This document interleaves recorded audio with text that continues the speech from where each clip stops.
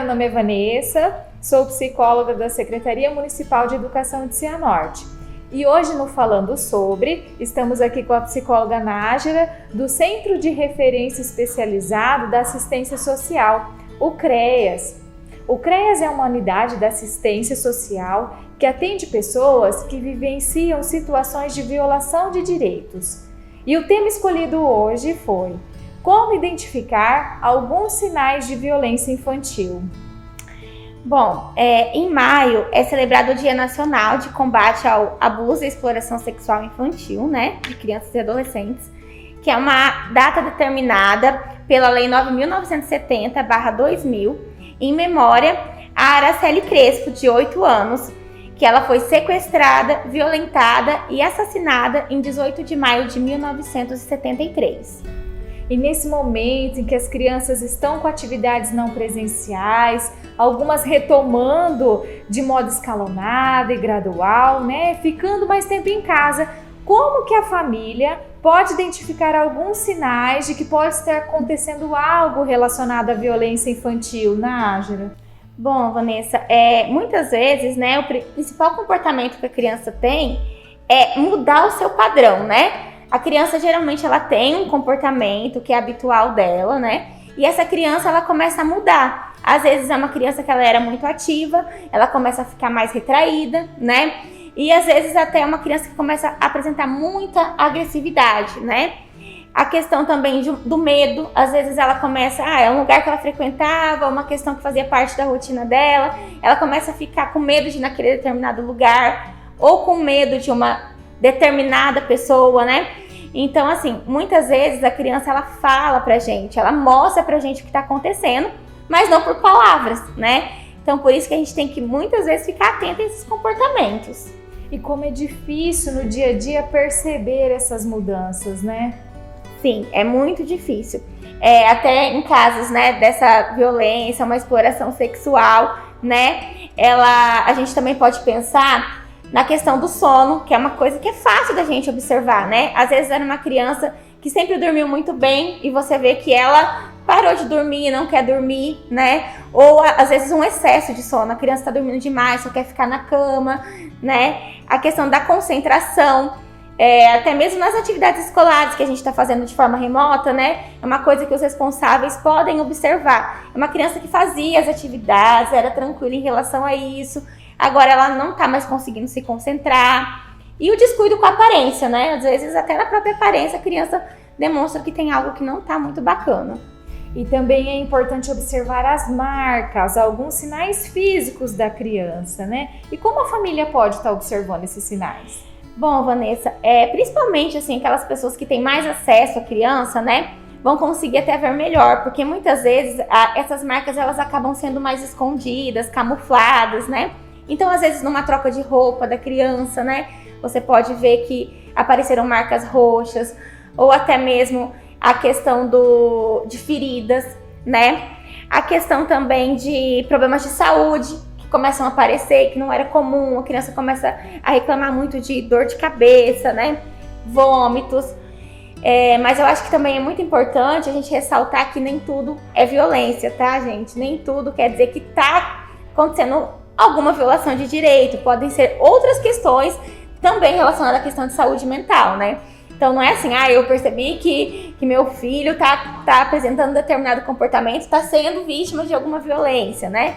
Não quer dizer isso, mas são sinais que é pra gente, né, levantar a nossa anteninha ali e ficar e observar para ver o que tá acontecendo. Algo está acontecendo, pode ser uma violência ou não, mas algo está acontecendo, né? E em relação à violência sexual infantil ou abuso, né? Acho que é legal a gente trazer aqui esse conteúdo que é tão polêmico, né? Então, o que é a violência sexual infantil?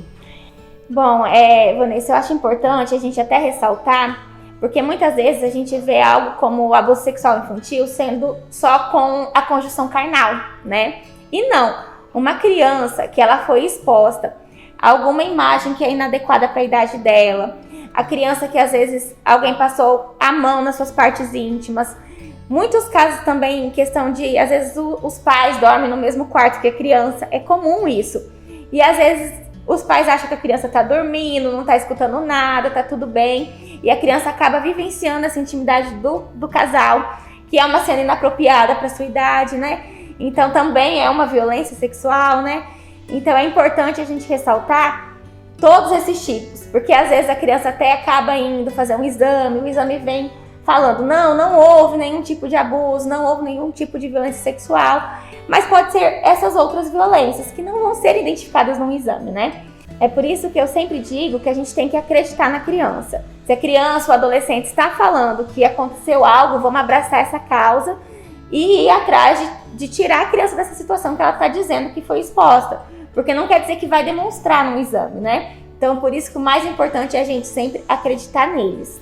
E muitas vezes a criança não vai dizer alguma coisa, ela vai se expressar numa brincadeira, né? Então é importante estar atento a esses sinais, né? Exatamente. E em relação à suspeita, né, de abuso ou violência sexual, há alguma mudança de comportamento específico? Bom, uma das coisas assim que a gente pode perceber nessas crianças que estão sendo vítimas de abuso ou violência sexual é talvez uma sexualidade mais aflorada, né? A gente vê na rotina dela de brincadeiras, como você mesmo disse, né, Vanessa? Que às vezes ela tá fazendo brincadeiras de cunho sexual, ou às vezes começa a manipular suas genitais. E também, às vezes, pode acontecer muito da criança ela voltar a fazer xixi ou cocô na roupa, né? É uma criança que, assim, que já evoluiu, já saiu das fraldas, não acontece mais isso e, de repente, ela volta a ter um comportamento desse. É, no mínimo, um sinal de alerta para que a gente vá investigar o que está acontecendo e o porquê desse comportamento, né? E até uma questão mais infantil. Às vezes, a criança, ela, né, começa a se infantilizar mais, né? Volta, às vezes, começa a gaguejar, porque tem a fala também, muitas vezes ela traz algo de que não está bem, né? Então ela começa a gaguejar. São tudo comportamentos que a gente pode estar levantando a nossa anteninha para ficar em alerta. E também a gente precisa explicar para a criança que nenhum adulto ou criança mais velha pode manter segredos que não possam ser compartilhados com o pai, mãe, alguém da confiança dela, né? Sim. Muitas vezes, Vanessa, a gente vê que esses tipos de violência vêm de pessoas muito próximas, né? Pessoa que às vezes a gente até acha que nossa criança está protegida, está bem cuidada, e daí acontece uma situação dessa. Por isso que é muito importante a criança entender que ela não pode guardar segredo dos pais, dos responsáveis, ela sentir essa confiança, até mesmo em questões de ameaças. Porque muitas vezes o violador, ele ameaça a criança para manter ela em silêncio. Ameaça, às vezes, em relação aos pais, né? Questão de machucar a mãe, machucar o pai, machucar irmãos.